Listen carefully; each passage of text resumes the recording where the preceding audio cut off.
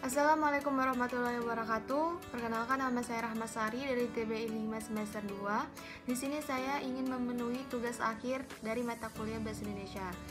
Pada video pembelajaran ini saya akan membahas mengenai bahasa baku. Baiklah, langsung saja.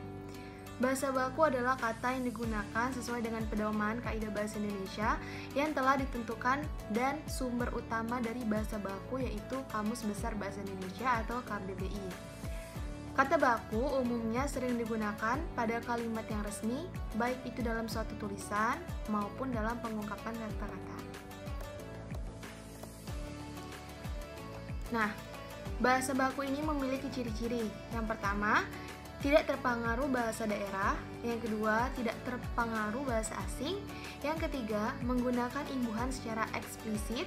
Yang keempat, bukan bahasa percakapan. Dan yang kelima, tidak mengandung arti pleonasme. Nah, yang pertama, tidak dipengaruhi oleh bahasa daerah. Maksud dari pernyataan ini yaitu dalam percakapan sehari-hari biasanya kita akan cenderung menggunakan ragam bahasa yang bersesuaian dengan kebiasaan di daerah kita.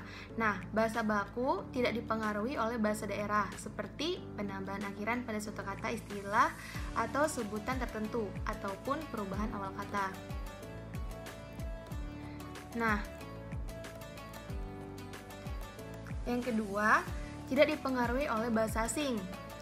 Maksudnya adalah ragam bahasa baku tidak dipengaruhi oleh bahasa asing, yaitu jika terdapat pengaruh bahasa asing seperti penambahan kata bantu atau pertukaran posisi, perbedaan makna dan sebagainya, maka bahasa tersebut merupakan bahasa yang tidak baku.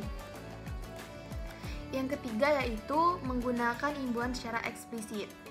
Ragam bahasa baku menggunakan imbuhan awalan, sisipan, dan akhiran secara gamblang sehingga jelas makna dan artinya bukanlah tampak seperti bahasa baku. Penggunaan imbuhan secara eksplisit menampilkan makna sebenarnya sehingga kalimat tersebut mudah dimengerti. Nah, ciri yang keempat yaitu bukan bahasa percakapan. Ragam bahasa yang digunakan dalam percakapan sehari-hari umumnya merusak bahasa yang tidak baku atau bahasa pasaran. Bahasa yang baku bukan merupakan bahasa percakapan dan terdengar lebih formal atau lebih resmi. Ciri yang kelima yaitu tidak mengandung arti pleonasme.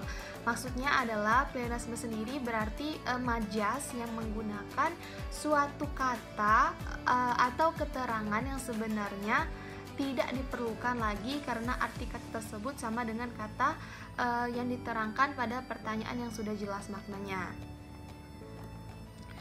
Nah, selanjutnya itu fungsi bahasa baku. Yang pertama adalah sebagai pemersatu. Yang kedua yaitu pemberi keikhlasan.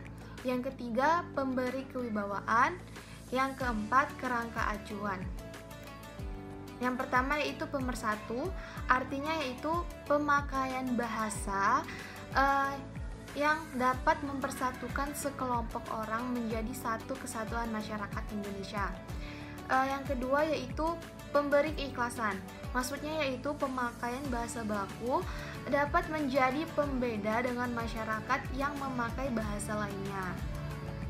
Yang ketiga yaitu pembawa kewibawaan. Maksudnya yaitu pembawa kewibawaan,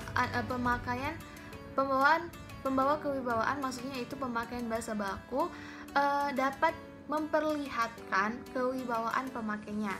Dan yang terakhir yaitu kerangka acuan. Maksudnya yaitu bahasa baku menjadi tolak ukur benar atau tidaknya pemakaian bahasa seseorang atau sekelompok orang.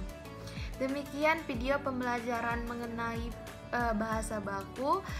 Jika ada salah kata atau yang kurang dimengerti, saya mohon maaf karena saya di sini masih belajar.